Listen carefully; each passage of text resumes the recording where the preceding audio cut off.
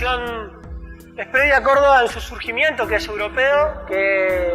se da como tal, pero la extensión propiamente dicha surge en las principales universidades británicas, inglesas, de Oxford y Cambridge,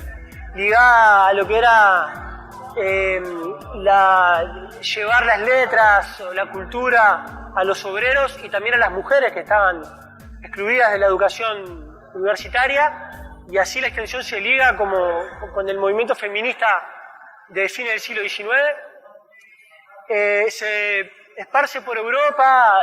asume también otras características bajo la forma de la universidad popular, las universidades populares, politizadas, que politizan el vínculo de la universidad con los obreros, con los trabajadores y las organizaciones de trabajadores. Y a nuestro país va a llegar sobre todo por influencia de la Universidad de Oviedo, y en particular por influencia de un profesor, un filósofo del derecho y un profesor muy importante que era don Rafael Altamira. Rafael Altamira, que era como filósofo, como profesor, tenía un gran prestigio, asume la encargatura del Departamento de Extensión Universitaria de la Universidad de Oviedo en 1898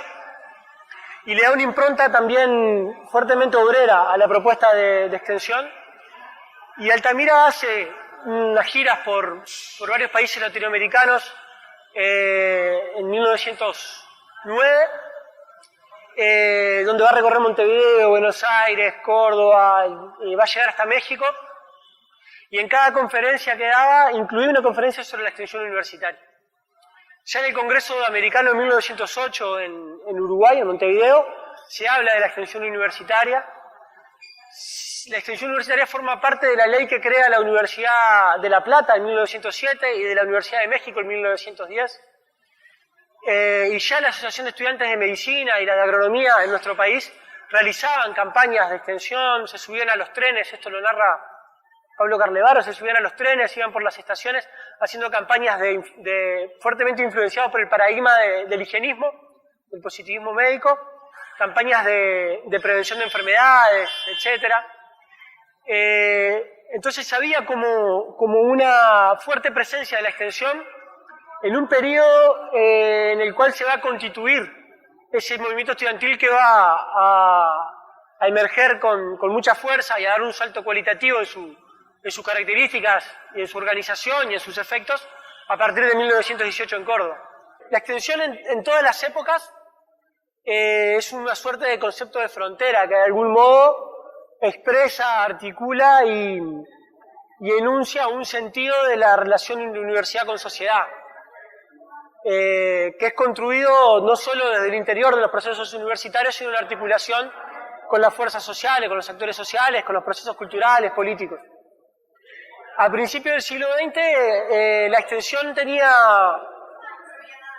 hay una historiadora, Natalia Bustelo, que habla de la extensión nacionalista e izquierdista, nombrando dos sentidos en los cuales la extensión se articuló, sea para construir un relato de tipo nacionalista, ligado a lo que era el fuerte movimiento de educación popular, en el sentido de alfabetización social para la homogeneización cultural de las naciones, de las nuevas naciones, de las construcciones nacionales, y también un perfil izquierdista que tiene que ver con cómo, sobre todo a partir del 17, con la Revolución Rusa, antes la Revolución Mexicana, se va, y a partir de la Reforma de Córdoba se va a dar un proceso de politización muy fuerte de la universidad y de la extensión. En nuestro país, en Uruguay, ese proceso lo va a impulsar sobre todo el Centro Ariel y bueno, y las asociaciones de estudiantes, como te decía, sobre todo la de medicina. Y el Centro Ariel, ¿qué va a hacer a partir del 17 y durante toda la década del 20? El que va a ligar a la extensión universitaria con los obreros, con la FORU, en aquel caso la Federación Obrera Regional Uruguaya, y donde va a desarrollar un poco más esa tradición de la extensión obrerista o de la extensión como aquella función que ligaba a la academia, a los saberes filosóficos, culturales y científicos, con quienes se entendía estaban protagonizando y estaban llamados a protagonizar la transformación de la sociedad. El movimiento reformista, de algún modo, una de sus conquistas fue instituir a la extensión universitaria como una función de las universidades latinoamericanas, junto con la investigación y la enseñanza. Eso va a tener distintos momentos y distintos procesos en distintas universidades, pero en toda América Latina la extensión se institucionalizó, es decir, existen departamentos universitarios encargados de desarrollar eso que se asuma como parte del ethos de la Universidad Latinoamericana y de su tríada misional. Ahora, cómo eso se desarrolla varía con el tiempo y, como te decía, tiene que ver con disputas por modelos y concepciones de universidad. Entre otras cosas porque la reforma universitaria tuvo su contrarreforma neoliberal y esa contrarreforma neoliberal que destituyó ciertos principios de la reforma de Córdoba también tiene una propuesta que podríamos llamar en sentido amplio extensionista o de vinculación con la sociedad, que tiene que ver con la venta de servicios universitarios en mercados para obtener fondos complementarios a los financiamientos públicos de las universidades. Entonces, si se quiere, un desafío de la extensión de la universidad en general en América Latina y en particular de la extensión en la actualidad tiene que ver con la defensa del sentido de lo público en contraposición con la mercantilización de la universidad y con la mercantilización o la concepción empresarial de gramáticas de costo-beneficio, de concepciones de costo-beneficio, de eficiencia y de ventajas comparativas, que son las formas en que muchas veces se quiere reinstituir una modalidad de extensionismo que es contraria a los principios de Córdoba. Jorge Beralich, que es un historiador de la educación uruguayo, planteaba que la extensión originaria era culturalista, le llamaba, asistencialista, podríamos decir, y que a partir de lo que fue el proceso de los 70, con la educación popular de Paulo Freire, etc., se empezó a desarrollar una perspectiva que se han llamado extensión crítica, donde la concepción de vínculo con la sociedad se plantea en términos de diálogo de saberes, y no solo de la extensión unidireccional de contenidos universitarios a periferias que se asumen como carentes de conocimientos, ¿no? Que hoy algunos desafíos para el desarrollo de la extensión tienen que ver con volver a replantear ese vínculo con los movimientos sociales que está en el origen de la extensión y que ha tenido distintas características según distintas coyunturas.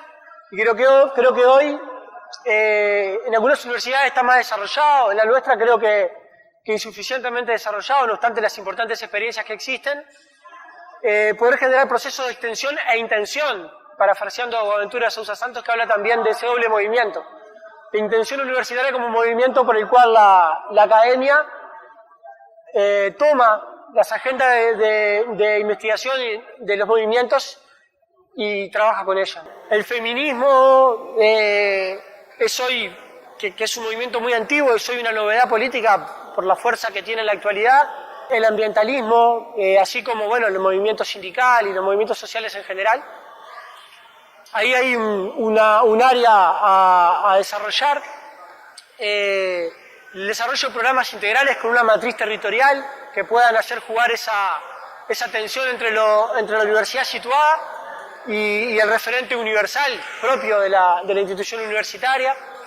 Los programas integrales, que en nuestro país, en nuestra universidad tiene una larga historia, desde los 50, luego el programa APEX, luego el programa PIM. Ahí también hay un espacio a aprender